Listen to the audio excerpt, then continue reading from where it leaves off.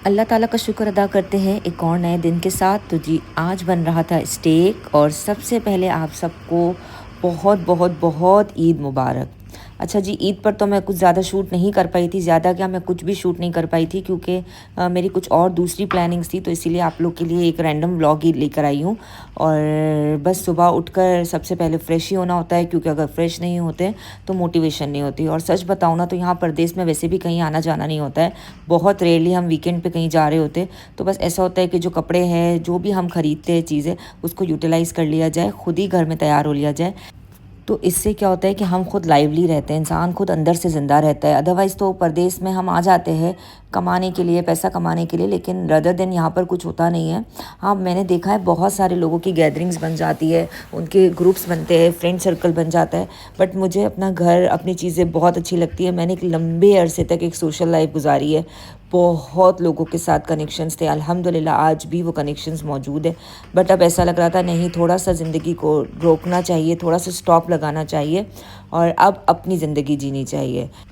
तो बस फ्रेश होने से पहले मैंने है ना नून से ऑर्डर कर दिया था कि मैं जब तक फ्रेश हो जाऊंगी ना, जब तक नून से डिलीवरी भी आ जाएगी। यहाँ पर ऐसा होता है कि अगर डोरबेल बजने पर दरवाज़ा ना खुले ना, तो वो आपके डोर पे के पास सामान रख देते और पिक्चर ले लेते कि हमने आपके घर के बाहर डिलीवरी छोड़ दी है, और व्हाट्सएप कर देते, या फिर वो कंपनी में जो भी है उनको मैसेज कर देते। तो बहरहाल कुछ चीज़ें ख़त्म हो गई थी, मुझे स्टेक बनाना था, तो मैंने वो मंगवा लिया था सामान। थोड़ा बहुत ही, ज़्यादा तो नहीं ऑर्डर किया था, बस थोड़ा बहुत ऑर्डर किया था।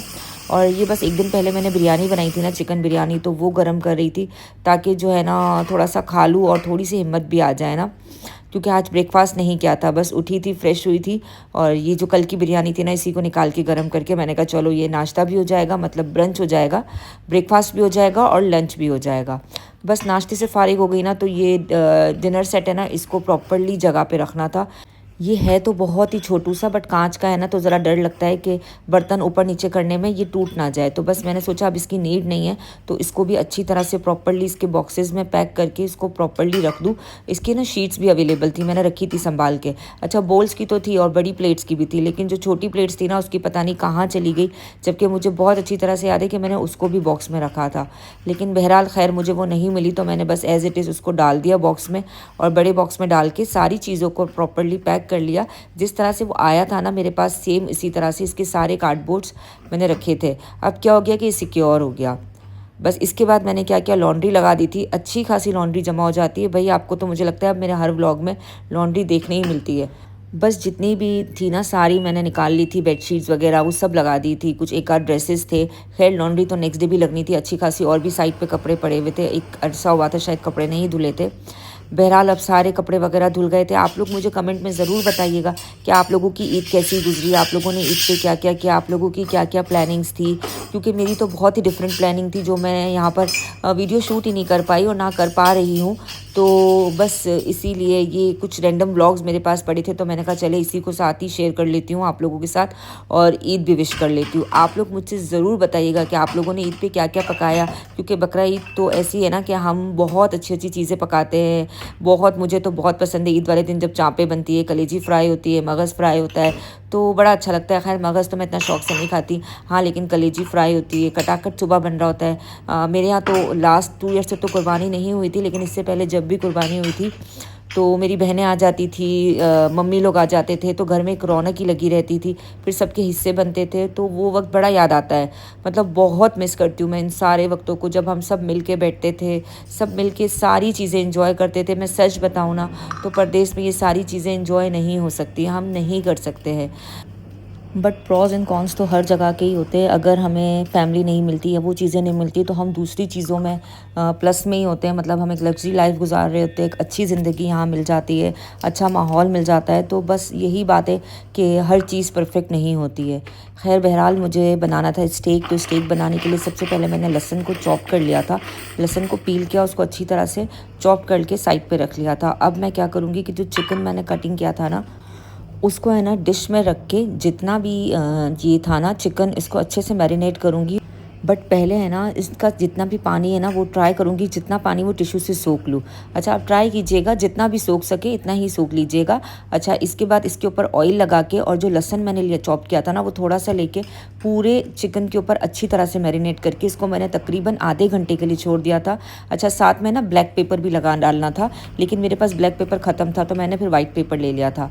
ठीक है, आप ब्लैक पेपर भी यूज़ कर सकते हो। और इसके बाद मैंने बना लिया था इसका मैरिनेशन जो हमें इसके ऊपर लगाना था। तो इसके लिए मैंने तकरीबन सोया सॉस लिया था 3 टेबल स्पून तक, 2 टेबल स्पून मैंने केचप लिया था, 1 टीस्पून कटर मिर्ची थी, 1 टीस्पून रेड चिली पाउडर था, और ये जो था ना तकरीबन 1 टीस्पून तक था। पास्ता, मेरे पास पास्ता सीजन्स थी, आपके पास जो भी सीज़न है आप वो ऐड कर सकते हो, और मतलब ऑरिगेनो भी डाल सकते हो। और अच्छी तरह से इनको मिक्स कर लिया था। और हाँ, इसके अंदर मैंने सॉल्ट भी ऐड कर लिया था। ठीक है, अब इसको जब मेरा तकरीबन आधा घंटा हो गया ना लहसुन और ऑयल को लगे हुए, तो मैंने ये वाला सारा मैरिनेशन जो है ना वो इस चिकन पे लगा के तकरीबन 1 से 1.5 घंटे के लिए छोड़ दिया था। इतनी देर में जब तक मैं ये सारी तैयारी कर रही थी ना मेरी लॉन्ड्री भी हो चुकी थी। तो बस लॉन्ड्री को निकाला और अच्छी तरह से इसको जाके मैंने बैल्कनी में फैलाया। ऑलमोस्ट मगरिब के बाद का टाइम था ये, क्योंकि अब दोपहर में तो कपड़े नहीं धुलते भाई, बहुत शदीद गर्मी है, बहुत शदीद गर्मी। इवन रात में भी गैलरी में नहीं खड़ा हुआ जाता है। तो बस अच्छी तरह से सारे कपड़ों को फैलाया मैंने बेडशीट्स धोई थी ना, तो बेडशीट को हमेशा है ना मैं अच्छी तरह से फ़ोल्ड करती हूँ, पहले झाड़ती हूँ, फ़ोल्ड करती हूँ और फिर इसको मैं फैलाती हूँ। इससे क्या होता है कि इस पर सिलवटें नहीं आती है। अदरवाइज़ तो अगर हम ऐसे ही रख देना तो फिर बहुत ज़्यादा सिलवटें आ जाती है, और जब हम बिछाते हैं ना इसको बेड पर तो बहुत गंदी लग रही होती है। तो मैं हमेशा इसको झाड़ के इस तरह से फ़ोल्ड करके ही सुखाती हूँ ताकि ये अच्छे से रहे। और जब ये सूख जाती है ना तो सेम एज़ इट इज़ इसको निकाल के फ़ोल्ड कर लेती हूँ। अब है ना मैं किचन में आ गई थी, तो मैंने एक ग्रिल पैन ले लिया था और एक नॉर्मल पैन ले लिया था। तो ग्रिल पैन में थोड़ा सा ऑयल डाल के उसको अच्छे से ग्रीस कर लिया, और सेकेंडली जो दूसरा पैन है ना उसमें मैंने तेल गरम किया और फ्राइज़ डाल दिए थे। ये मेरे पास फ्राइज़ पड़े हुए ही थे तो मैंने वही यूटिलाइज़ किए थे। और चिकन को भी जो है ना मैंने ग्रिल पैन में डाल के तकरीबन एक साइड को 4 मिनट तक पकाया था। अब जितनी देर में मेरे फ्राइज़ बन रहे थे, चिकन ग्रिल वाला था, मैंने थोड़ा सा वेजी को कट कर लिया था ताकि वेजी को भी सौटे कर लूँ। तो वेजी में जो मैंने लिया था ना वो कैप्सिकम था, कैरेट था और अनियन था। मेरे पास यही मौजूद था घर में। आपके पास अगर कैबेज है, गोभी है, मटर है, या जो भी वेजिटेबल्स है ना वो आप बीन्स वगैरह सब यूज़ कर सकते हो। जो मेरे पास था मैंने वो यूज़ कर लिया। अच्छा, अब जो है ना इतनी देर में मैंने जब तक वेजी कटिंग किया ना मेरे फ्राइज़ भी हो चुके थे अल्हम्दुलिल्लाह। मेरे चिकन का एक जो राउंड है ना वो भी कंप्लीट हो गया था। तो मैंने बस ये जो 2 पीस थे इसको भी अच्छे से फ्राई किया। और अच्छा, थोड़ा सा जो मैंने ना इस पर ये जो मैरिनेशन थी ना वो डाल दिया था ताकि जो चिकन है ना बहुत ड्राई ड्राई ना बने। बहुत ही टेस्टी और बहुत ही अमेजिंग बना था, बड़ा ही मज़े का, ज़बरदस्त। अयान को तो इतना ही पसंद आया कि वो कह रहा था अम्मा लग ही नहीं रहा है कि ये आपने घर में बनाया है। माशाल्लाह माशाल्लाह अल्हम्दुलिल्लाह, उसको भी बहुत पसंद आया। अब बस मैंने वेजी को थोड़ा सा जो है ना 2 टेबल स्पून ऑयल में इसको सौटे कर लिया था। सारे वेजिटेबल्स डाल दिए। पहले मैंने कैरेट्स को सौटे किया, फिर मैंने अनियन और कैप्सिकम डाल दिया, और साथ में थोड़ा सा रेड चिली पाउडर और 1 टेबल स्पून तक सोया सॉस और सॉल्ट। बस इतनी चीज़ों में ही मैंने वेजी को सौटे किया। इसको मैंने चिकन वाले बाउल में ही साइड पे निकाल लिया था। अच्छा, अब बारी थी सॉस बनाने की। तो सॉस बनाने के लिए मैंने अगेन पैन में 2 टेबल स्पून तक ऑयल लिया, और जो बाकी लहसुन था ना मेरे पास लेफ़्ट ओवर चॉप्ड उसको डाला। साथ साथ मैंने अनियन को चॉप कर लिया था, वो डाल दिए थे। मैंने अच्छे से इसको सौटे किया, और इसके अंदर मैंने 1 टेबल स्पून भर के मैदा ऐड कर लिया था। अच्छा, पहले तो मैंने मैदे को थोड़ा सा पकाया, फिर इसके अंदर मैंने क्या किया, थोड़ा थोड़ा करके पानी डालती गई थी और इसको भूनती गई थी ताकि जो मैदे का एक फ्लेवर है ना, मतलब जो स्मेल है ना वो ख़त्म हो जाए, आटे वाली जो होती है। फिर इसी तरह से थोड़ा थोड़ा और पानी ऐड करती जा रही थी, पकाती जा रही थी, करती जा रही थी, पकाती जा रही थी। और बस इसके अंदर फिर जब थोड़ा पानी था ना तो इसमें मैंने थोड़ा सा chicken powder, soya sauce, salt और कुटी हुई मिर्ची और 1 टेबल स्पून तक केचप डाल के इसको अच्छे से मैंने पकाया है, बहुत अच्छे से। तकरीबन समझे 10 से 12 मिनट तक मैंने इसको पकाया है। और जब मुझे ये फील हो रहा था ना ये गाढ़ा हो रहा है, मैं इसमें पानी ऐड कर देती थी।